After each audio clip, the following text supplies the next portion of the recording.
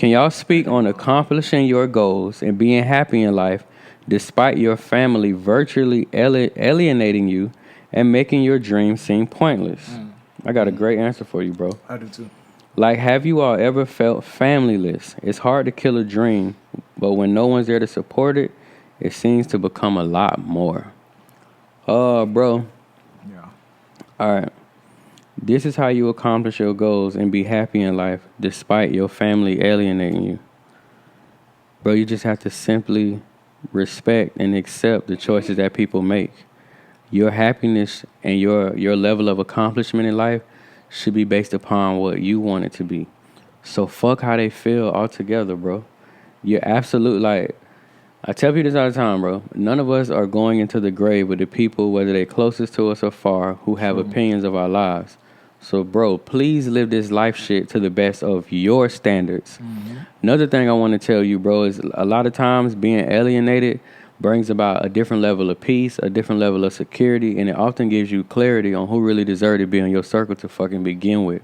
So, bro, enjoy your alone time.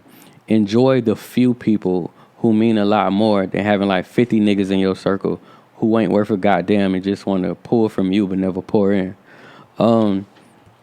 And then, bro, man, just remember, like, family is not always like blood. You're going to inherit people on your journey who going to be in the same type of time you are, have a similar mindset or mindset that's going to advance you. Unfortunately, like, just because somebody got our last name, it doesn't make them oblivious to the rules of whole shit. So one main thing I want to tell everybody when it comes to family is, like, you got to stop excusing their clown-ass behavior just because y'all in the same bloodline. Us being blood relatives don't mean, like, you're hoe proof. You can do some hoe shit. You can be a sucker, and I can create a healthy distance because I don't want to subject myself to that. But yeah, bro, stay consistent in what you're doing. Fuck what they talking about. Like, you doing it for you, not them. And if you are doing it for them, make sure you doing it for the right ones. And when motherfuckers show their hand like that, that's when you continue to do your thing and catch them later. Yeah, I agree with that as well. I could just tell you a quick example, quick story. I don't want to break. You go. I don't want it to break. So, quick story, short story. When it came to You only did one? my That's Life shirt business, that was my first business that I ever started. And just the whole movement alone, I started it. I actually dropped out of school. So I was going to Benedict College in South Carolina, HBCU. And in my dorm room, I made the first shirt. And then I got like 200 people in this like That's Life community to be a part of it. Pull this shit. And then I was like, oh yeah, boom, I'm gonna drop out of college and I'm gonna start out this business and etc. And they were not as supportive of that because they're like, man, you know, you're in college, you're a football athlete, you're a track runner, and etc. And I was pretty good at both, but I just wanted to follow that dream.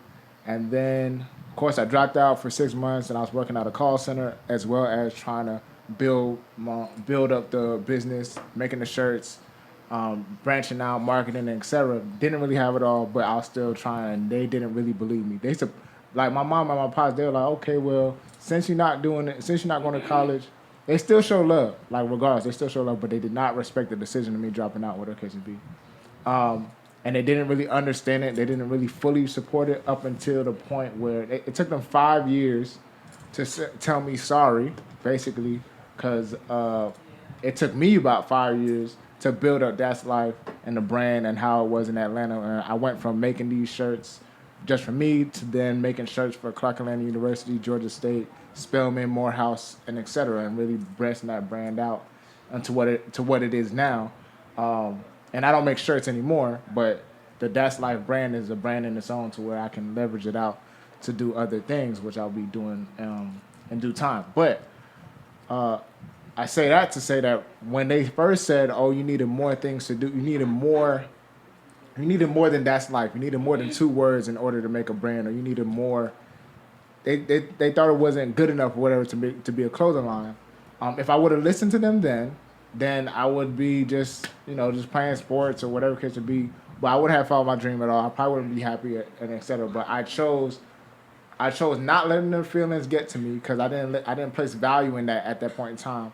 I placed the value more so on my dreams than not placing the value in what my mom or my dad said about the dream. And once you do that, once you put a higher value on your dreams, everyone else is irrelevant, no matter who it is.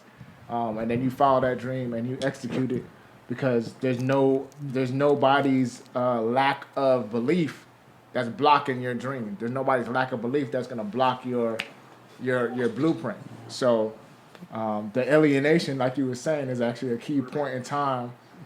Yeah, I love it, bro. The alienation is a key point in time to where you literally build out everything that you need to do.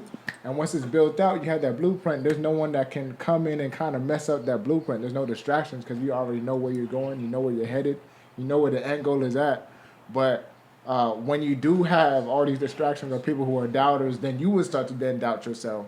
You would then start to block the thought process of what you want to do in life or what you want to do with your dream. So to the alienation aspect is really needed, to be honest. It's needed when you're doing your entrepreneur. At some different parts too of your entrepreneurial journey, you need that alienation from everybody, so you can have a clear thought process and nothing is coming in and messing up your flow, basically, in a sense, you know. So yeah, family wise, no matter how close they are, you got to block them out. They are irrelevant because they don't have the vision. They don't see that. It's not their brain. They don't see the vision that you see. And no one will see it until you literally execute it yourself. You know everything about sports, everything about music, fucking what weed is popping, what's designer, what's this and that, but you don't know shit about yourself. So a lot of you guys are just well-dressed vessels.